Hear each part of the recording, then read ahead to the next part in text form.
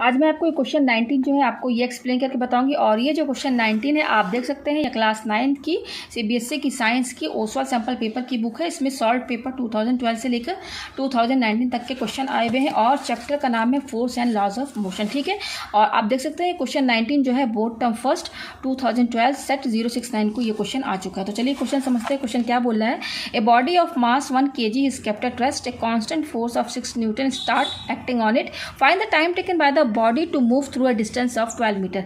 यहाँ पे बोल रहा है कि बॉडी है, मतलब कोई ऑब्जेक्ट है जिसका कि मास 1 kg है और वो रेस्ट पर रखा हुआ है। ठीक है, अब क्या किया जा रहा है कि एक कांस्टेंट फोर्स, एक फोर्स लगाया जा रहा है 6 न्यूटन का उस ऑब्जेक्ट को, उस बॉडी को मूव कराने के लिए कि इस मतलब कि अगर ये ऑब्जेक्ट रेस्ट पर है, आप इस पर कांस्टेंट फोर्स या कोई भी फोर्स लगाएंगे, बल लगाएंगे 6 न्यूटन का, तो क्या वो ऑब्जेक्ट मूव ही तो करेगा। तो यहाँ पर ये जब इस बॉडी पर या ऑब्जेक्ट पर जो कि जिसका कि मास 1 kg है उस पर 6 न्यूटन का फोर्स जब एक्ट कर रहा है तो ये कितना मूव किया है, 12 मीटर जो है डिस्टेंस इसने कवर किया। ठीक है, तो कितने टाइम पर, यहाँ पे हमें क्या फाइंड करना है कि कितना टाइम लगा इसको 12 मीटर डिस्टेंस कवर करने में। तो मैं इसको डायग्राम से समझा दूँ आपको। जैसे मान लीजिए ये ऑब्जेक्ट है, यहाँ पर क्या बोला जा रहा है, बॉडी बोला जा रहा है ना, तो बॉडी का मतलब यहाँ पर ऑब्जेक्टिव से कहा जा रहा है। ठीक है ना, ऑब्जेक्ट को कहा जा रहा है, तो मैं यहाँ पर बॉडी लिख दे रही हूँ। ठीक है, ये बॉडी है, ठीक है ना। तो और कितना इसका मास क्या है, देखिए 1 kg, तो इसका मास दिया हुआ है m=1 kg। कोई भी बॉडी ऑब्जेक्ट उसका मास होगा ना वो 1 kg दिया हुआ। ठीक है, आप इस पर क्या बोल रहा है, ये रेस्ट पर है, रेस्ट पर है, तो जब रेस्ट पर रहेगा तो उसकी इनिशियल वेलोसिटी क्या होगी, इनिशियल वेलोसिटी मतलब रेस्ट पर है तो इनिशियली क्या है उसका स्पीड है या वेलोसिटी होगा, स्पीड बोले चाहे वेलोसिटी बोले, तो इनिशियली जहाँ पर क्वेश्चन में रेस्ट बोले एट रेस्ट, तो वहाँ पर हमेशा आप ध्यान दीजिएगा u0 होगा, मतलब कि इनिशियली तो वो रेस्ट पर है, यानी कि यू को क्या बोला जाता है, इनिशियल स्पीड बोली चाहे इनिशियल वेलोसिटी बोली। ठीक है ना, आप कुछ ही बोल सकते हैं, इनिशियल स्पीड और वेलोसिटी दोनों। तो रेस्ट पर है तो u0 आप चुपचाप से लिख दीजिए। ठीक है, ये हो गया। अब ये 1 kg का बॉडी है, इस पर कितना फोर्स एक्ट किया जा रहा है, 6 न्यूटन का। तो जब आप इस पर 6 न्यूटन का फोर्स लगाएंगे, डायरेक्शन कोई भी, कहीं कुछ भी हो, डायरेक्शन कहीं भी हो फोर्स का, तो कितना फोर्स लगा रहे हैं हम इस पर, 6 न्यूटन।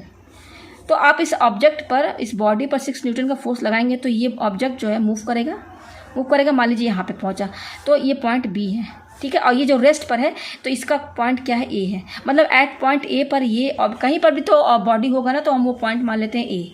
इस पॉइंट पर ये बॉडी जो है रेस्ट पर है, 6 न्यूटन का फोर्स लगाया गया। तो 6 न्यूटन का फोर्स लगाने पर क्या हुआ, ये बॉडी कितना मूव किया, 12 मीटर, मतलब यहाँ से लेकर यहाँ तक कितना उसने, यहाँ से ये ऑब्जेक्ट जब 6 न्यूटन का फोर्स लगाएगा तो ये ऑब्जेक्ट है मूव करके यहाँ पर आ गया, इस पोजीशन पर 12 मीटर डिस्टेंस कवर किया।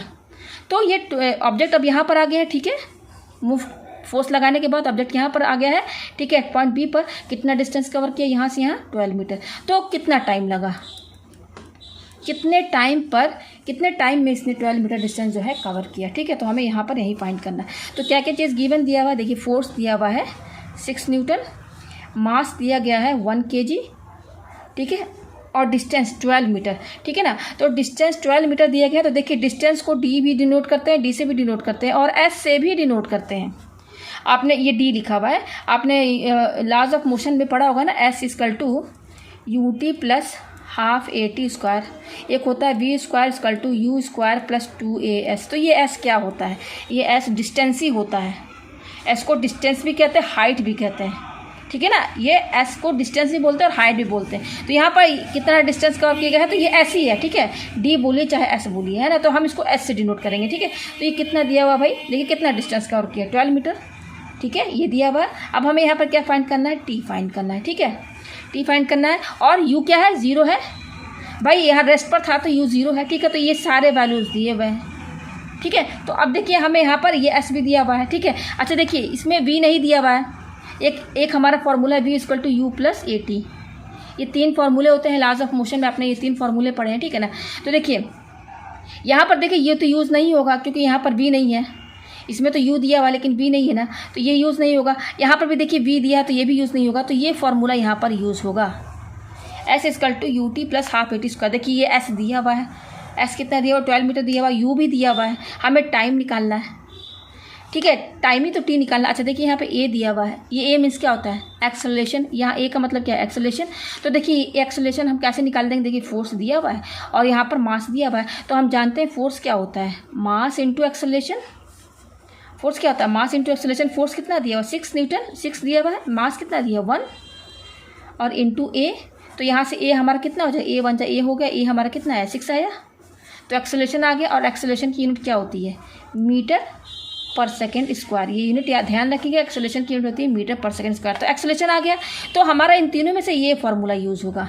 देखिए यू भी है, यू की वैल्यू 0 रख दीजिए, टी हमें निकालना है। अच्छा ये ए आ गया ना, ए 6 मीटर पर सेकेंड स्क्वायर, तो अब इसमें वैल्यू पुट कर दीजिए। तो एस क्या है, यू टी प्लस हाफ है ए टी स्क्वायर, ठीक है। तो एस यहाँ पर कितना दिया हुआ देखिए 12, तो यहाँ 12 लिखिए।